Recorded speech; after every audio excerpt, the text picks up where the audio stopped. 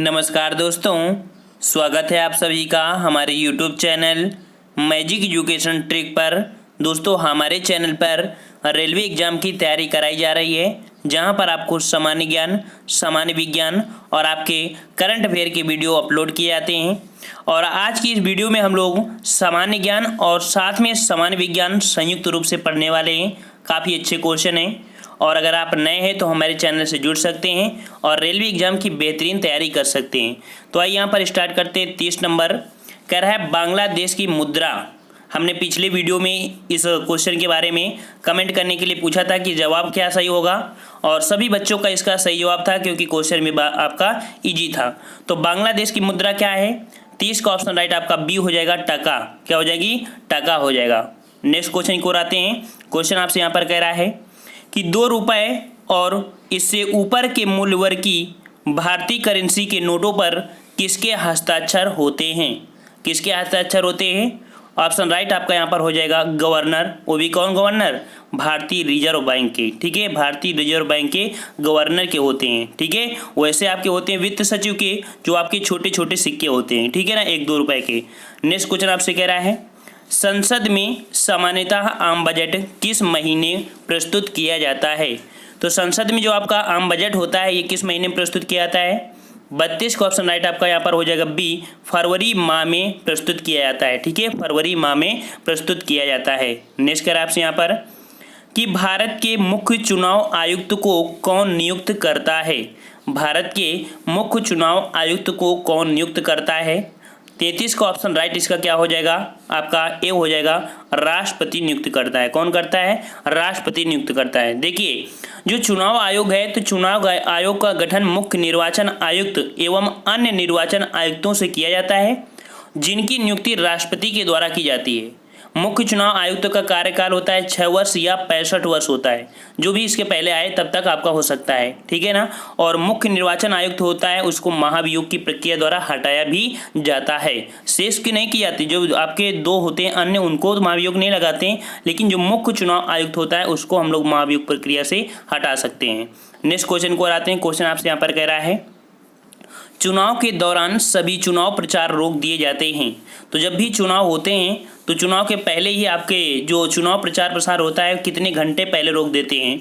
तो option right आपका B हो जाएगा, वास्तविक चुनाव खत्म होने के 48 घंटे पहले। खत्म होने की बात आपका लग रहा होना चाहिए 7 में। ठीक है, मतलब जैसे मान लीजिए सुबह से शाम तक होते हैं तो आपका 4 बजे आपके खत्म हुए, तो ये 4 के पहले एक दिन पहले, अर्थात आपके पूरे 48 घंटे खत्म हो जाना चाहिए जब खत्म होता है। ठीक है, चलिए नेक्स्ट क्वेश्चन को आते हैं। क्वेश्चन आपसे कह रहा है निम्नलिखित में से ग्राम पंचायत की आय का स्रोत कौन सा नहीं है? कौन सा नहीं है? तो यहाँ पर आपका जो संपत्ति कर है ये आपके ग्राम पंचायत से संबंधित किसी प्रकार का आय का स्रोत नहीं है। वहीं पर भवन कर, वाहन कर, भूमि कर ये आपका ग्राम पंचायत के तहत तो आएगा, लेकिन संपत्ति कर आपका नहीं आएगा। नेक्स्ट कर आपसे राज्यसभा और लोकसभा की संयुक्त बैठक कौन बुलाता है? तो राज्यसभा और लोकसभा की जो संयुक्त बैठक होती है अनुच्छेद 108 के तहत राष्ट्रपति बुलाता है। कौन बुलाता है? राष्ट्रपति बुलाता है। लेकिन संयुक्त बैठक की जो अध्यक्षता करता है लोकसभा का स्पीकर अर्थात लोकसभा का अध्यक्ष करता है। ये पॉइंट आपको याद रखना है। ठीक है, चलिए नेक्स्ट क्वेश्चन आपसे यहाँ पर कह रहा है एक व्यक्ति ग्राम पंचायत की सदस्यता के लिए चुनाव लड़ना चाहता है, उसकी उम्र कितनी होनी चाहिए? तो ग्राम पंचायत, जो कि आप कह सकते हैं कि ग्राम पंचायत के सदस्य के लिए न्यूनतम आयु 21 वर्ष होनी चाहिए। कितनी होनी चाहिए?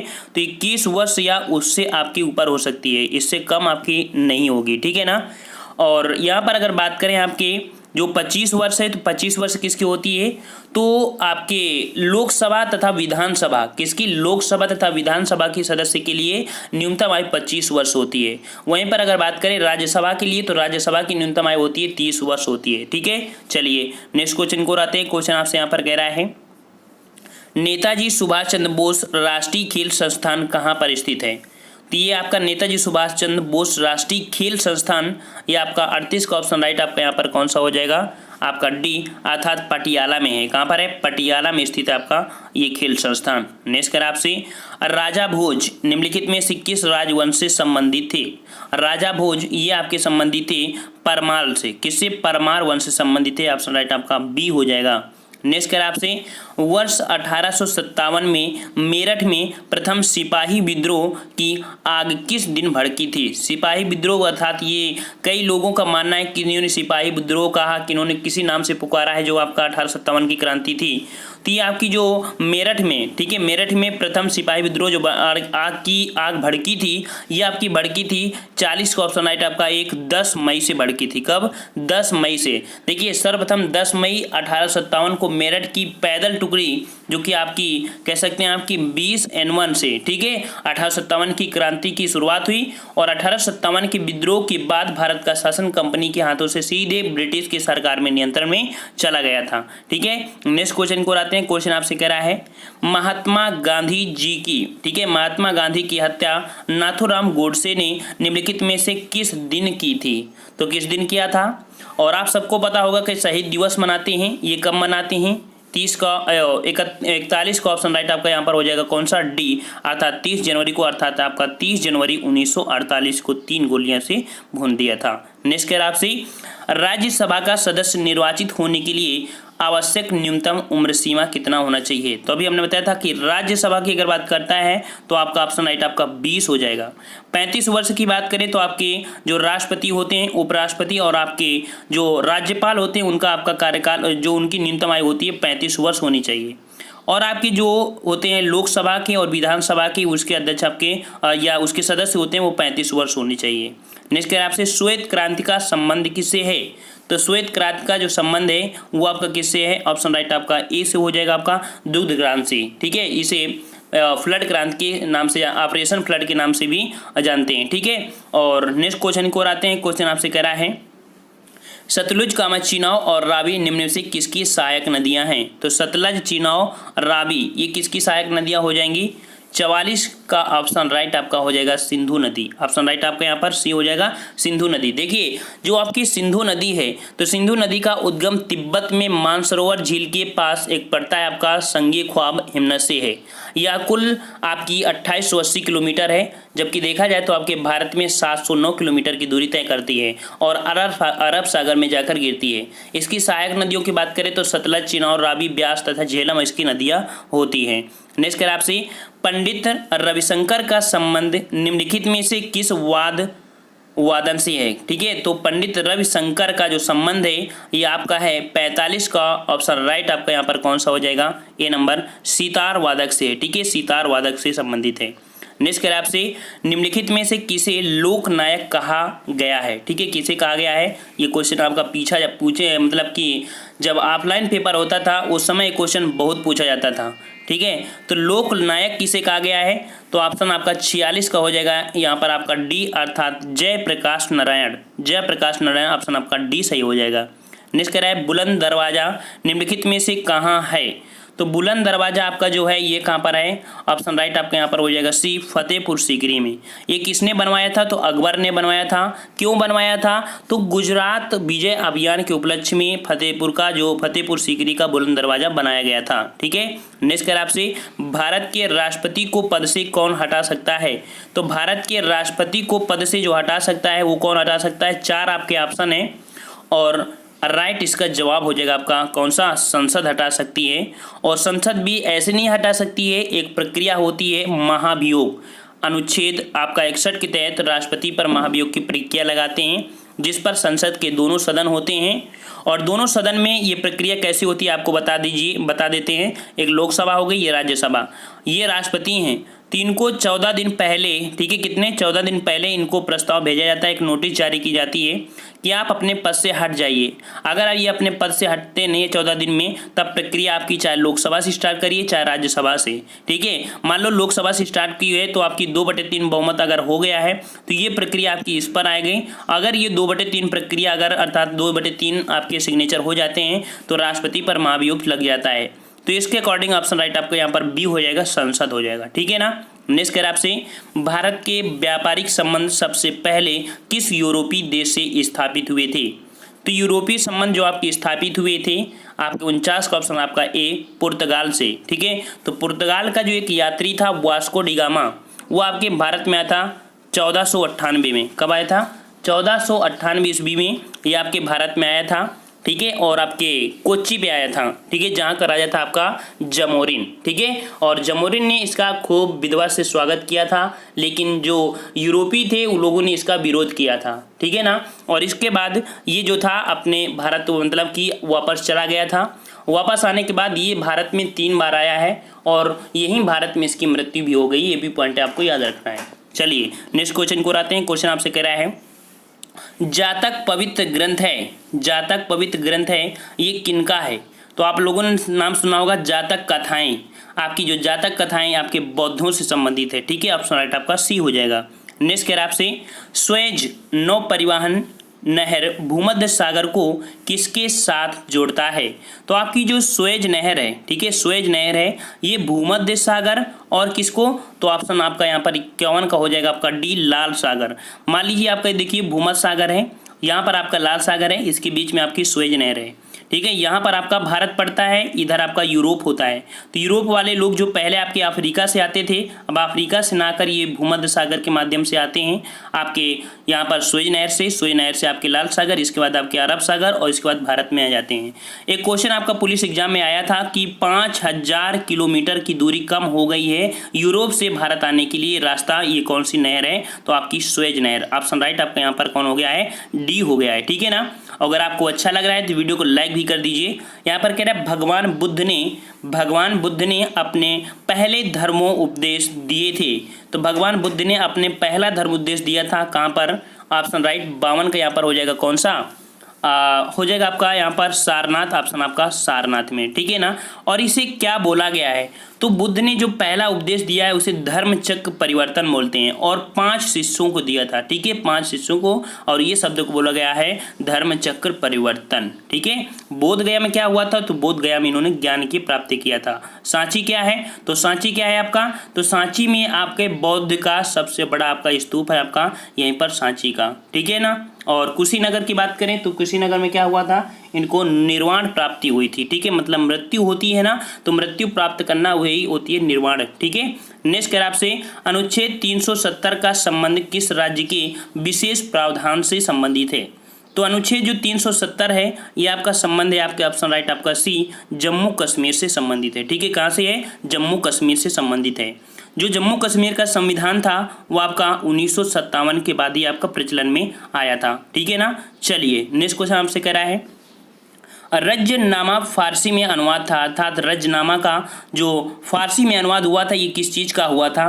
54 का ऑप्शन राइट आपका हो जाएगा यहाँ पर सी, अर्थात महाभारत का फारसी में अनुवाद रज्जनामा का हुआ था, ठीक है। चलिए नेक्स्ट क्वेश्चन आपसे कह रहा है यहाँ पर, थोड़ा इसको जूम कर लें।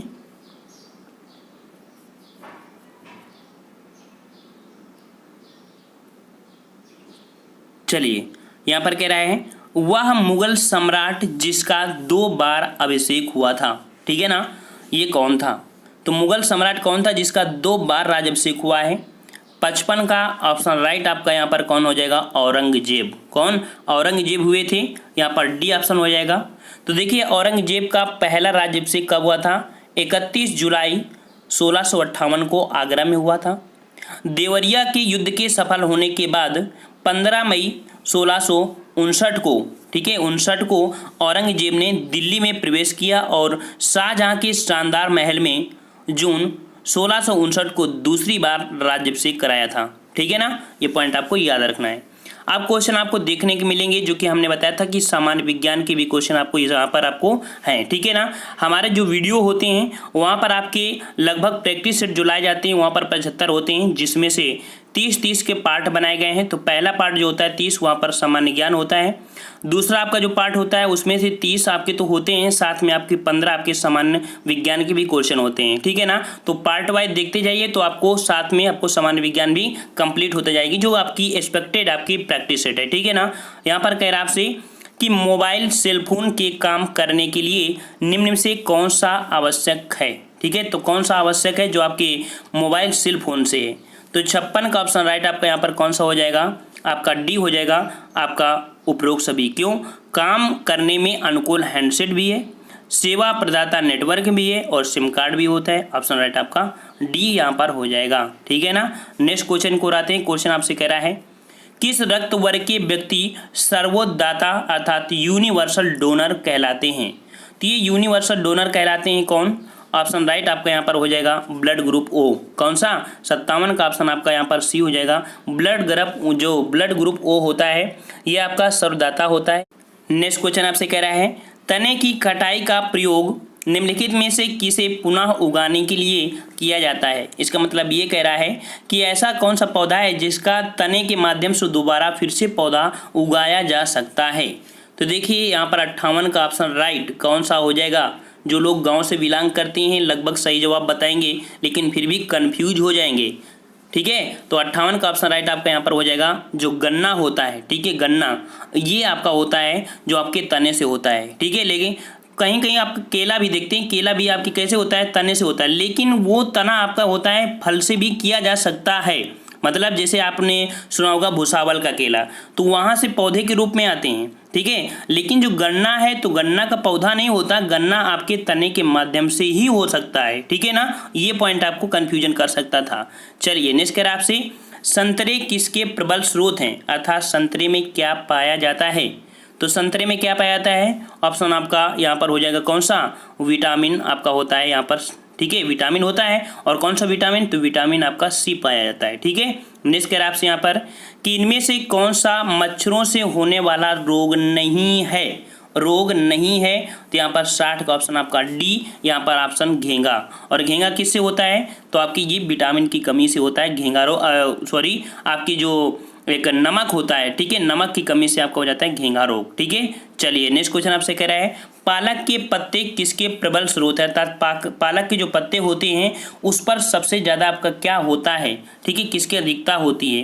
तो 61 का ऑप्शन राइट आपका यहाँ पर हो जाएगा बी, आयरन होता है। ठीक है, आयरन होता है, इसीलिए अगर पालक को आप काटते हैं तो पालक आपको हल्का सा लाल दिखने लगती है थोड़ी देर रखने के बाद। ठीक है ना, और इसीलिए कभी बॉडी में अगर आपके स्टोन हो जाती है, बोल सकते हैं पथरी हो जाती है, तो बोलते हैं कि पालक मत खाइए। क्यों ना खाइए? क्योंकि वहाँ पर आयरन की मात्रा ज़्यादा होती है और आपकी जो पथरी होती है कैल्शियम ऑक्सीलेट की बनी होती है जो इसको मजबूती प्रदान करती है आयरन। इस कारण से बोल देते हैं कि पालक नहीं खाना है। ठीक है, नेक्स्ट कर आपसे अल्बर्ट आइंस्टीन थे एक प्रसिद्ध, अर्थात जो आपके एल्बर्ट आइंस्टीन थे वो कैसे थे? ये किस प्रकार के वैज्ञानिक थे? ये आपके जो वैज्ञानिक थे 62 का ऑप्शन राइट आपका यहाँ पर कौन सा हो जाएगा? सी नंबर, एक भौतिक शास्त्री थे। ठीक है, भौतिक शास्त्री। नेक्स्ट कर आपसे संक्षिप्त रूप PSLV का अर्थ बताइए। हमेशा आप लोग जैसे ही आपके ये बात आती है कि नहीं भारत ने यहाँ पर प्रक्षेपास्त्र किया, ये भी लॉन्च किया, तो वहाँ पर एक नाम जरूर आता है PSLV। ठीक है ना, इसका मतलब आपका होता है 63 का ऑप्शन राइट यहाँ पर कौन हो जाएगा? D number. इसे बोलते हैं पोलर सैटेलाइट लॉन्च व्हीलर। ठीक है, व्हीकल। ठीक है, ये बोला था आपका PSLV का आपका संक्षिप्त रूप आपका यहाँ पर 63 का हो जाएगा। ठीक है, चलिए नेक्स्ट क्वेश्चन को आते हैं। क्वेश्चन आपसे कह रहा है कि मुख्यतः निम्न गैस ग्लोबल वार्मिंग के लिए जिम्मेदार है। तो ग्लोबल वार्मिंग आपके लिए जो जिम्मेदार है ये आपकी कौन सी है?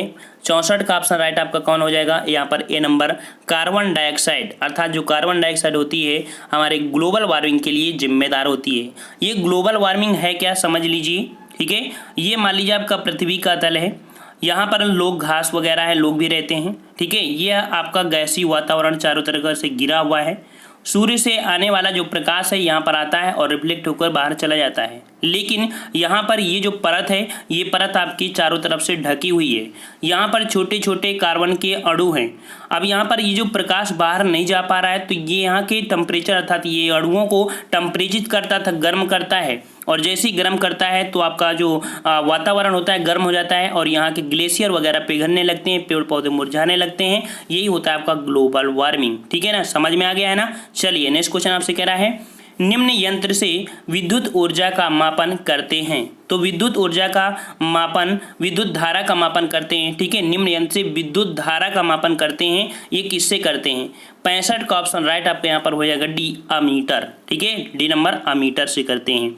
नेक्स्ट कह रहा आपसे डायनमो वह यंत्र है जो निम्न को परिवर्तित करता है। ये किसको परिवर्तित करता है? हमेशा आपसे क्वेश्चन ये पूछा गया है। आप लोग जब हाई स्कूल में भी होंगे तभी ये क्वेश्चन के बारे में आपने पढ़ा कि डायनमो का काम क्या होता है, ये डायनमो है क्या। तो डायनमो एक ऐसी डिवाइस है ठीक है, एक ऐसी डिवाइस है जो यांत्रिक ऊर्जा को वैद्युत ऊर्जा में कन्वर्ट करता है। आप लोग जैसे ट्रैक्टर होता है तो वहाँ पर आपका डायनेमो लगा होता है, उससे यांत्रिक विधि से क्या होती है, वैद्युत ऊर्जा मिल जाती है। ठीक है, नेक्स्ट करें आपसे यहाँ पर, हाँ, गैल्वनीकृत लौह चादरों पर निम्न की परत चढ़ी होती है। तो जो लोहे के चादर होते हैं उस पर कौन सी परत चढ़ाई जाती है? 67 का ऑप्शन राइट आपका सी हो जाएगा, जस्ता की परत होती है। ठीक है, जस्ता की परत चढ़ी होती है, इसीलिए उसे गैल्वनीकृत कहा जाता है।